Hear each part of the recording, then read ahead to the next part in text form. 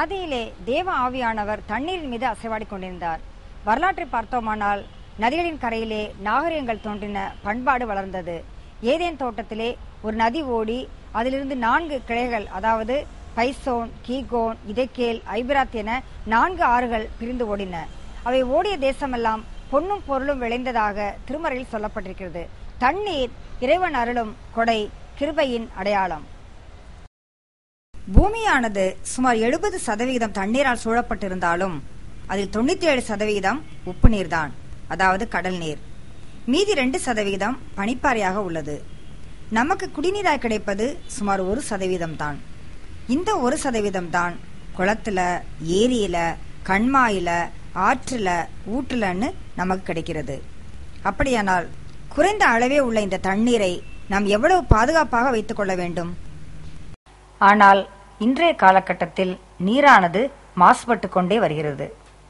மாசு பொருட்களால நீரின் பௌதீக, ரசாயன மற்றும் உயிரியல் தன்மைகளில் ஏற்படும் மாற்றம்தான் நீர் மாசுபடுதல் எனப்படும். சாக்கடை கழிவுநீர், சுத்திகரிக்கப்படாத தொழிற்சாலை கழிவுநீர், ரசாயன உரங்கள், பூச்சிக்கொல்லி மருந்துகள் போன்ற நச்சுப் பொருட்களாலையும் நீர் மாசுபடுகிறது. இதனால மக்களின் பொது சுகாதாரத்திற்கும், வணிகத்திற்கும், விவசாயத்திற்கும், விலங்கினங்கள், தாவரங்கள் போன்ற பிற உயிரினங்களுக்கும் பாதிப்பு ஏற்படுது. மாசுபட்ட நீரால் வயிற்றுப்போக்கு, கொக்கிப்புழு நோய், நச்சு காய்ச்சல், மஞ்சள் காமாலை, கக்குவான் இருமல் போன்றவைகளும் ஏற்படுகின்றன.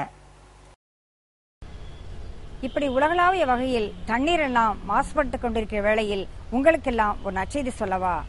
மாசுபடாத தண்ணீரை அளிக்க ஒருவர் இருக்கிறார்.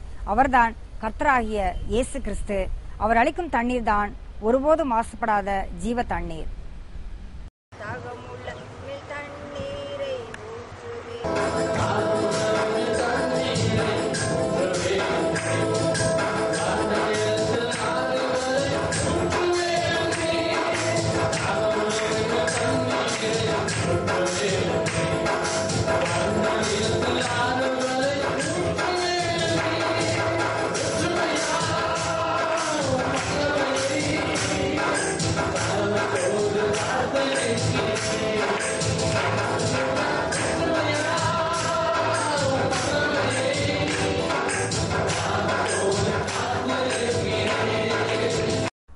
நம் தேசத்தில் பல பகுதிகளில் வறட்சி.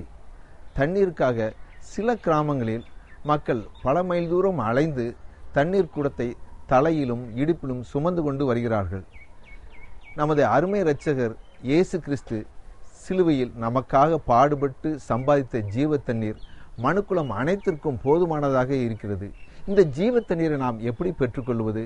வேதம் தெளிவாக நீதிமொழிகள் 4ஆம் அதிகாரம் 23ஆம் வசனத்தில் இவ்விதமாக கூறுகிறது: எல்லா காவலோடும் உன் இருதயத்தை காத்துக்கொள், அதினின்று ஜீவ ஊற்று புறப்படும். எல்லா காவலோடும் உன் இருதயத்தை காத்துக்கொள். இருதயத்தை எப்படி நாம் காத்துக்கொள்வது?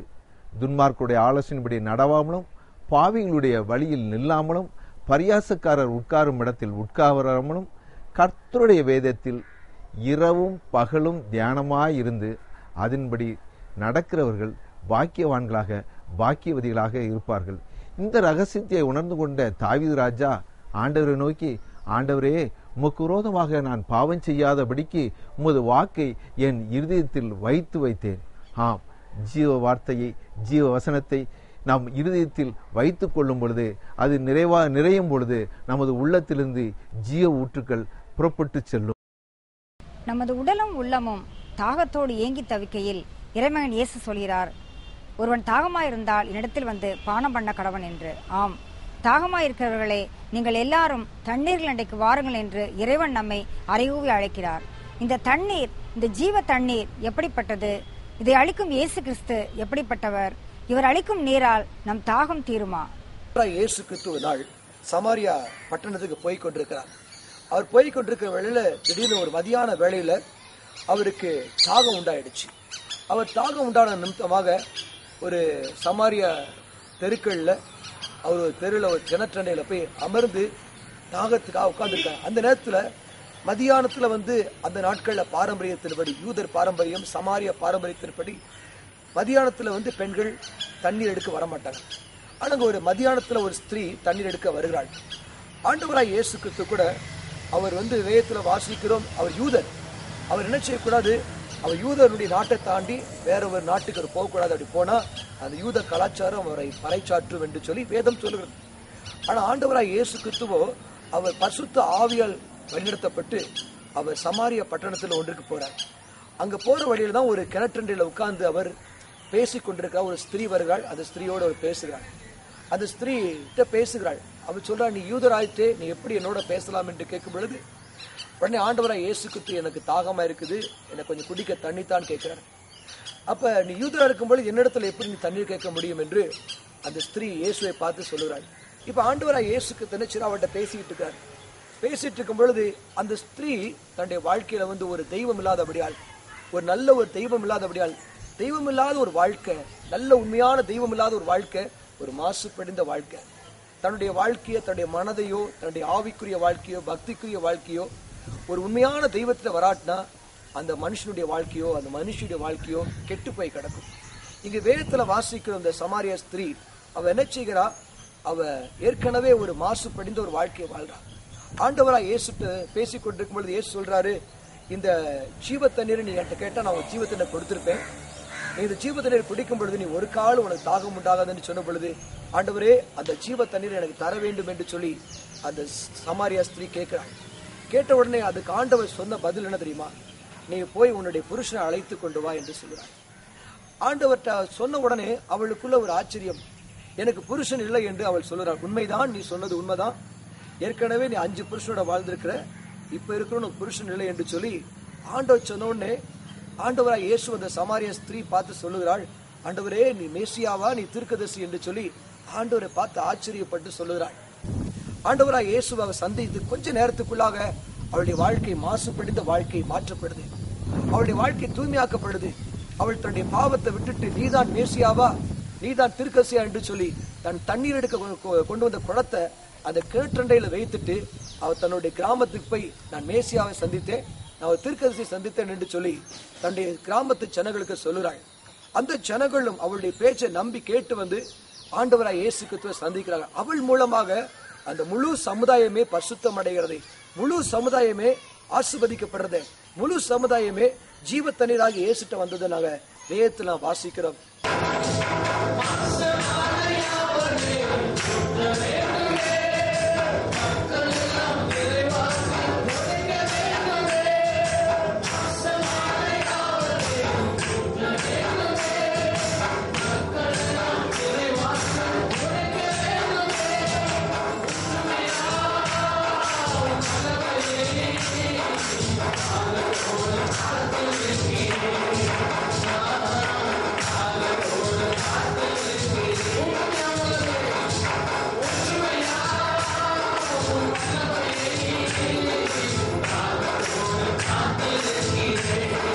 பரலோக மக்கள் என்ன செய்யறாங்க, அந்த ஜீவ தண்ணீரை குடிக்கும் பொழுது அவங்க ஆரோக்கியம் அடைறாங்க. அங்க சாபம் இல்லை, அங்க பாவம் இல்லை, அங்க வியாதி இல்லை என்று சொல்லி அந்த பரலோகத்தை குறித்து அருமையான வேதம் சொல்லுது.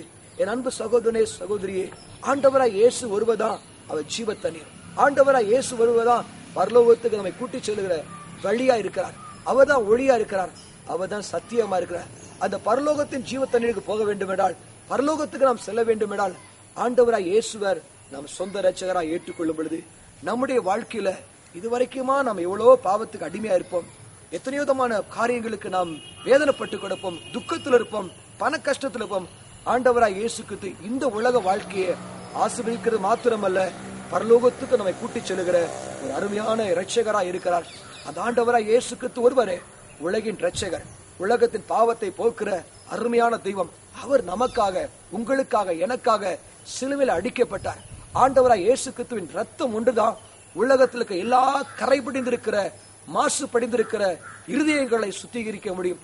ஆண்டவராய் இயேசு கிறிஸ்துவின் ரத்தம் ஒன்றுதான் பாவங்களை கழுவ முடியும். உலகத்தில் எத்தனையோ விதமான விமோச்சனமான காரியங்களுக்கு சொல்கிறோம்.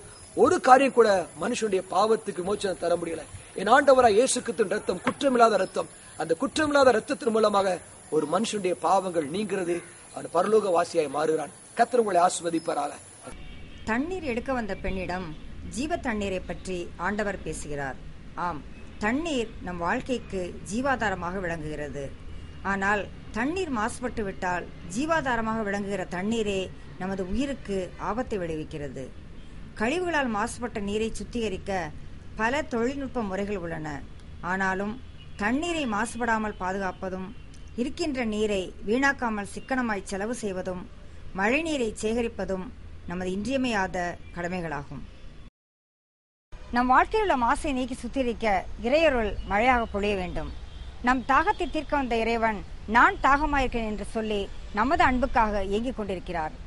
கர்த்தர் நமது அன்புக்காக ஏங்குவதும் நாம் அவருக்காக காத்திருப்பதும் எவ்வளவு சுகமான அனுபவங்கள். இறைவனும் மனிதனும் சந்திக்கையில் ஒரு அற்புதமான சங்கமம் நிகழும். அப்போது இறையருள் மழையாக பொழியும், ஆரோனின் கோல் துளிர்க்கும். மட்டுமல்ல, அந்த ஜீவ தண்ணீரில் உலர்ந்த எலும்புகள் நனையும், உயிர் பெறும்.